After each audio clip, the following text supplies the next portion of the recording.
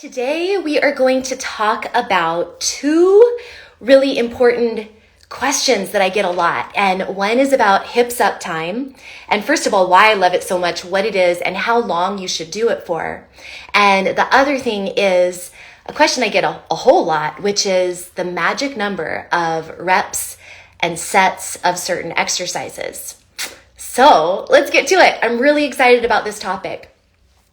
The first thing that we're going to talk about then is hips up time. So anyone who has followed me for a while probably knows that hips up time is something I talk about a lot. And what it is a position where you're lying in like a supported bridge position.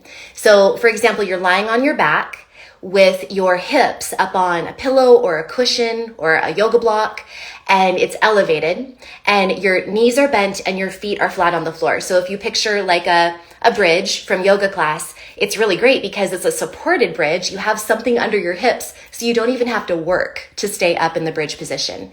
So I have my little model right here. So here is your pelvis. And if you picture yourself lying down on your back, okay, there's the back of your pelvis, your sacrum. You are going to put a pillow or yoga block or something under your sacrum, under the back of your pelvis. So you might think of it as under your hips, but it's really under your sacrum, which is back there. It's not under your lumbar spine. It's not under your low back.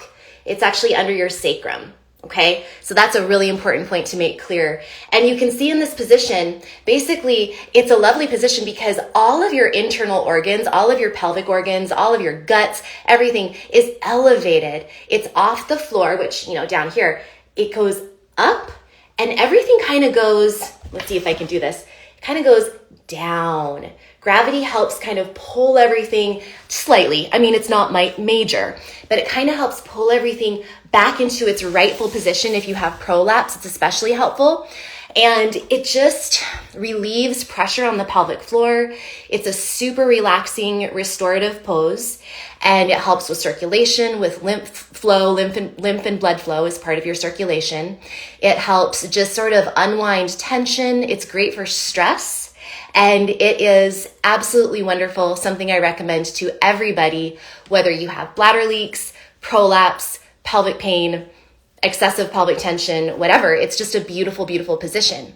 So you can do it with your knees, again, just bent and your knees together and your feet flat on the floor. Or you can do it, this hips up position, with your feet up on a coffee table or on the couch. Or you can do it, that's even more of like an inversion kind of, so that's even better for your circulation. You can also do it with your feet up on a wall, legs up the wall pose even, that's lovely. Or you can do it with kind of like happy baby pose where you hold on to I can't really do it. I can't show it in the video, but you can hold on, kind of spread your legs apart and hold on to around your thighs, see that? Or around your shins. So there's so many variations and it's just about making it your own. So as far as how long to do it, that is something that really depends on the person, what you have time for, and what your body needs. So I recommend doing it for about 3 to 5 minutes every day in the afternoon. And you absolutely don't have to do it every day by any means, but relaxation is important every day. Spending time in quiet is important every day. And this, you're getting a twofer. It's like a massive 2-for-1. You're relieving pressure on your pelvic floor. You're using gravity to kind of help along your circulation, to sort of reposition your pelvic organs. And you're also getting quiet time where you're not doing a bunch of other stuff. So I really, really, really encourage you, although of course you can sit and scroll on your phone, upside down in hips up time. You can do that. Or you can read a book or listen to a podcast or something. That's totally fine. But if you can just be in peace and quiet, I think that's even better. I am a real proponent for input rest from all of the constant input that we all have. And I am the biggest person who's trying to do this myself. I'm so I don't like to use the word guilty, but I'm definitely guilty of too much input.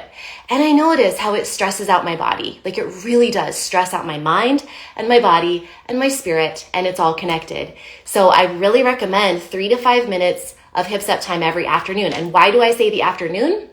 It's not because, well, according to traditional Chinese medicine, there might be something magical about that time period. I did a whole podcast on this with an interview with somebody who's an expert in Chinese medicine, but there's certain times of the day that are associated with different body organs.